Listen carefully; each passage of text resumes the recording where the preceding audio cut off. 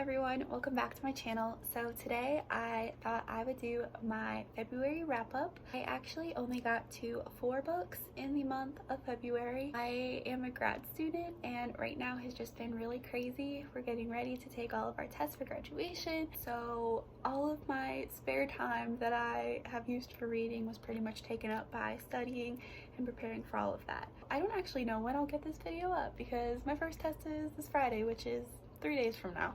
So yeah, I did only get to 4 books, but I thought I'd talk about them anyway. I read 1 physical book, 1 ebook, and 2 audiobooks. So without further ado, here is my February wrap-up.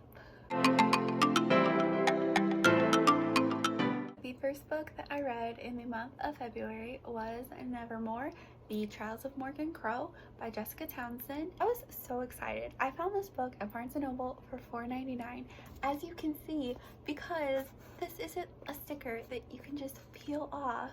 It's stuck on the cover, which is such a bummer because it's really just smack dab in the middle of the book and throws off the whole aesthetic of the cover. I just thought I'd point it out because, you know, what is more annoying than a bargain sticker that you can't take off? This is the first book in a middle grade fantasy series. This follows our main character Morgan Crow, and she was born on Eventide, which is really unlucky, so she's considered a cursed child. So anything that goes wrong, she's blamed for. Anything from something small to something really big, people in the town just blame her for it. And this also means that she will die on her 12th birthday on Eventide. It actually comes a full year early on her 11th birthday. She actually escapes death because a man named Jupiter North comes and whisks her away to Nevermore. There she's to compete in these trials to become a member of the Wondrous Society. I gave this book 5 out of 5 stars. I loved it. I thought it was so whimsical. It was funny. I was catching myself laughing out loud in some parts, and I was just fully invested in this story, in this world. I am so excited to pick up the next book in the series. I did see that a lot of people were comparing it to Harry Potter, and I do see some similarities in the 2 stories. I definitely think Harry Potter is more magical, but nonetheless, this was such a fun story. I can't wait to see where the rest of the series goes, so I would definitely recommend this one. The second book that I read in the month of February was All the Right Places by Jessica Niven. This follows 2 main characters, one of them being Theodore Finch, and he is a high schooler who is very obsessed with death. He is always thinking of ways that he can end his life, and he becomes friends with a girl named Violet Markey, who is dealing with the grief of losing her sister Eleanor, who she was incredibly close to. So this story, as you can probably tell, is not a very happy one. It was very sad. It covers a lot of heavy topics, you know, dealing with grief and dealing with dark thoughts like Theodore does. It definitely was a little hard to get through, but I really loved this book. I thought that the characters were great. I loved reading about them. I cared a lot about them, but I really loved this book. I thought that the characters were great. I loved reading about them. I cared a lot about them. The book made me cry. It was just really a great book and I really loved it, and so I did give it 5 out of 5 stars. I finished it before the movie came out on Netflix, so I read the book and then I did watch the movie on Netflix, which did let me down a little bit. The actors that played Theodore and Violet were great. I didn't really have an issue with them. I had an issue with all of the stuff that was left out. There were so many scenes that were either changed or that were just completely left out that I thought made a big impact on the story. So I was a little bummed to see that, but I am glad that I read the book and didn't just watch the movie on this one. So I would definitely recommend this book, but I would recommend it with caution. Theodore, like I mentioned, does have a lot of dark thoughts that are vividly described in the book, which are hard to read. So if that is something that is triggering or that is really upsetting, I would probably not recommend you to read it, but I do think it's a very important book. I really enjoyed it, even though I did think it was really sad. I thought that these topics were handled very well. I would definitely pick up the book rather than just watching the movie. The movie, to me, did not have all of those great scenes in the book that really made it so much more emotional and showed their friendship and showed, you know, what might evolve into more than a friendship. And I thought in the movie it was very quick and fast paced, and they left a lot of things out that were very important to the story. So if you are thinking about watching this or picking up the book, like I said, I do caution people to read it, but I did really enjoy it.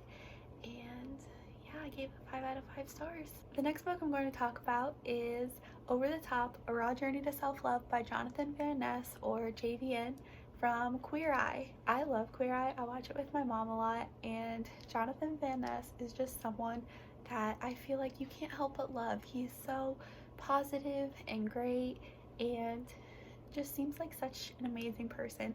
So when I heard that he had a book coming out, I immediately wanted to pick it up. He does read the audiobook, so I wanted to read it that way because I really like hearing the stories and everything from the person. I feel like it makes it a lot more personable, and I usually enjoy nonfiction more that way. I really liked this book. I gave it 4 out of 5 stars. I just found it so inspiring. He talks a lot about really hard things that he went through and really difficult times in his life that were not easy to listen to.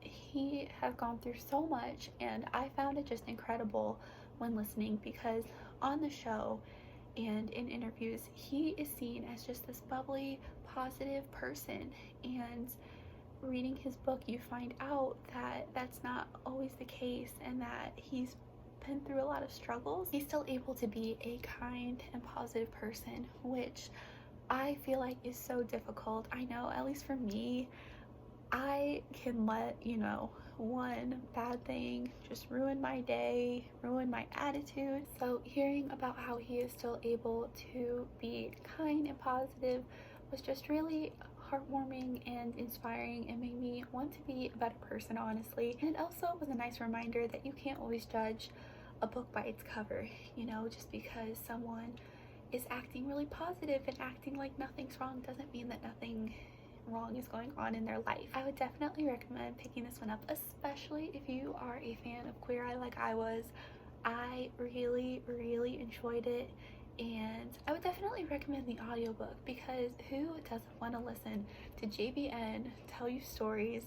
Not all of them are sad. There are some funny things in there. He talks a lot about figure skating and gymnastics and things that he really likes. Just a warning that there are some heavy topics that are covered in the book.